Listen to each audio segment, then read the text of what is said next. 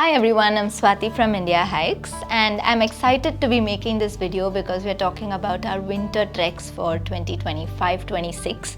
And first thing I want to do is bust a myth over here because most people think winter is December, but December is just the beginning of winter. The beauty of winter, you'll actually see the real beauty in January and February when there is high snow. We call it the big snow season. So my first tip for you in this video is if you want to see a lot of snow, then plan your trek in January and February and not December.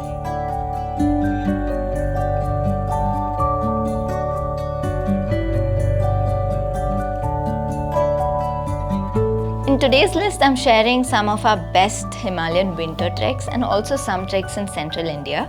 But before that, I want to call out to you that if you're planning any of these treks, then my advice is for you to talk to us before you do it so that we can actually guide you on the right trek for you based on your experience and fitness. So to do that, we have a link below in the description. It's a link to talk to our trek advisors who will be able to give you personal guidance for your trek. So with that, let's get started with our list. The first on my list is a new trek we're introducing this winter, and that is Aancha Top. Now, Aancha Top is one of those rare summit climbs that you can do in winter. I think the only other summit climbs are Kedarkantha and Deoriatal Chandrashila. This trek is packed with beautiful meadows of Dayara Bugyal. It has 3 alpine lakes that you see on the very same day. And to add to that, you have these terrific mountain views of Swargarohini, Bandar Pench. You have the entire Shrikand, Draupadi Kadanda, Gangotri range. You see this entire view from the top of Aancha. They also say that you see the meadows of Gidara and Dayara Bugyal from the summit, that you'll have to go there and see for yourself because not many trekkers have done this trek. You'll be among the first to do it in winter, and my suggestion is to choose this because you'll not see crowds on this trek. The next on my list is a crowd favorite because it's perhaps the easiest winter trek that we have, and that is Dayara Bugyal. I think Dayara comes alive in winter with these huge vanilla ice cream like meadows that you see all the way as far as your eyes can see, and this is bordered by the Gangotri, Shrikand, the entire mountain range which sticks with you from day one at your campsite all the way to the end of the trek. And I must say the forests of Dayara Bugyal also come alive in winter, especially after a fresh snowfall. You'll see some of the best forest trails that you'll see in your life. So Dayara Bugyal for the forests, the mountain views, the meadows, definitely worth it as a winter trek. The third trek on my list today is Kedarkantha. I think this trek needs no introduction. It's a trekker favorite in winter, and with good reason. The thrilling summit climb that you get to do, those lovely pine forests, the clearings in those forests and how beautiful they are in winter, even the campsites which are so picture perfect.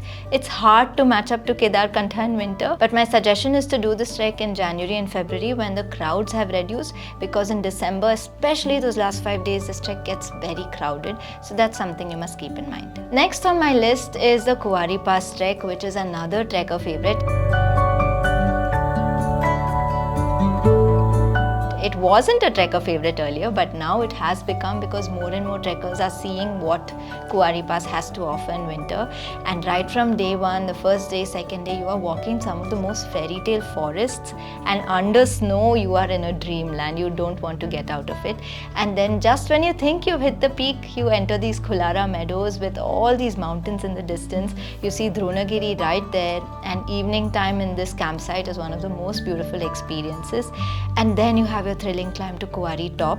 So with all of these experiences put together, Kuari Pass is that entire package, especially if you're a fit trekker, because it's slightly tougher than the others, but you will come out loving it as a winter trek. Next on my list is the Deoriatal Chandrashila trek. This is another rare summit climb that you can do in winter to the Chandrashila summit, but that is a cherry on top because before that, right from day one, you are going to be entering Deoriatal, this huge lovely meadow with the mountains in the background.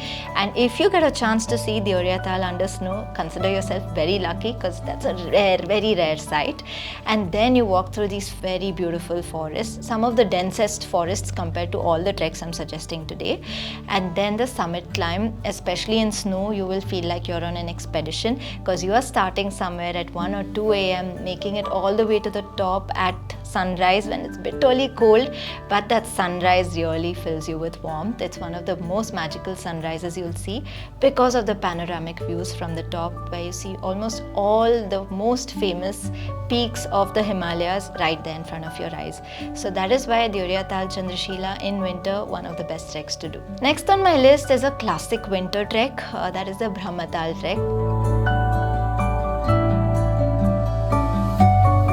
Everybody loves Brahmatal for a few reasons. The first, of course, has to be this lake of Brahmatal with this lone tree standing by it. It becomes so picture perfect if there is a fresh snowfall. You'll also see the lake frozen many times in winter. There is also another lake, the Bekaltal lake, which is usually surrounded by snow, but that lake doesn't freeze too much. Both of these lakes make for a very nice experience. Then of course is the ridge walk as you walk all the way to Brahmatal top. It's not just the ridge walk, but it's the mountains accompanying you on this walk. You have Trishul and Nanda Ghumti right next to you. You will get to see them from bottom to the top, every nook and cranny on the mountains, and that's one of the most magical experiences. So Brahmatal definitely features right on top for the snow experience, especially in winter. The final Himalayan trek on my list is the Sandakphu trek. I keep putting Sandakphu in the end, I don't know why, but Sandakphu is definitely probably one of the best winter treks to do, especially if you don't like snow too much or if you don't like feeling too cold, because Sandakphu is not a trek that is covered in too much snow except in very peak season, but it's a beautiful trek because this is a trek for the mountain views, and winter boasts of clear skies where there is no haze in the sky, and you will see the clearest views on the Sandakphu trek in winter.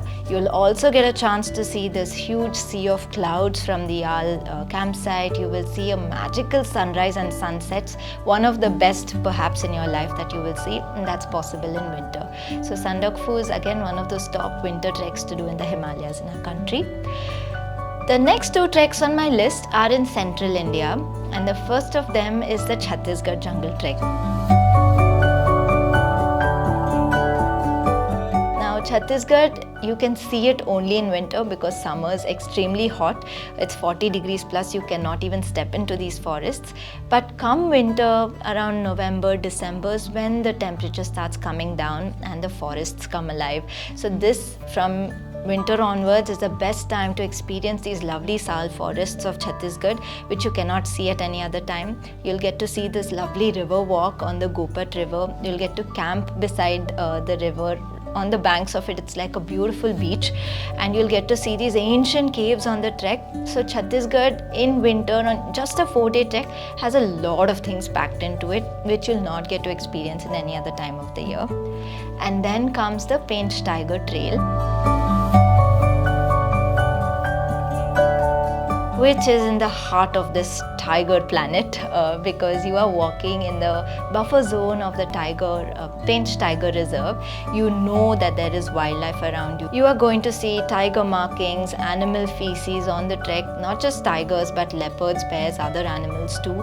You will see lots of biodiversity on this trek. While Chhattisgarh has a lot of sal forests, in Pench you will see a huge diversity of plants and other species on the trek, and here too you have this lovely river walk on the Bhavantadi river. So both of these treks, you need not pick between them, do one after the other because they're very different from each other, but winter is the time to experience these two treks as well. So that's my entire list for winter. I've named around 9 treks, and if you have the next 9 years of winter, start planning all of these because each of them must be experienced. Or if you have a lot of time in hand, do them back to back. But if you need help with any of your treks, you can get in touch with us. You can fill the form in the description below, talk to our trek advisors. You'll get personal guidance from some of the most experienced members of our team who will tell you when and where to trek and how to go about it. But that's all from me today. I hope you have a wonderful winter trek. I'll be back with more soon.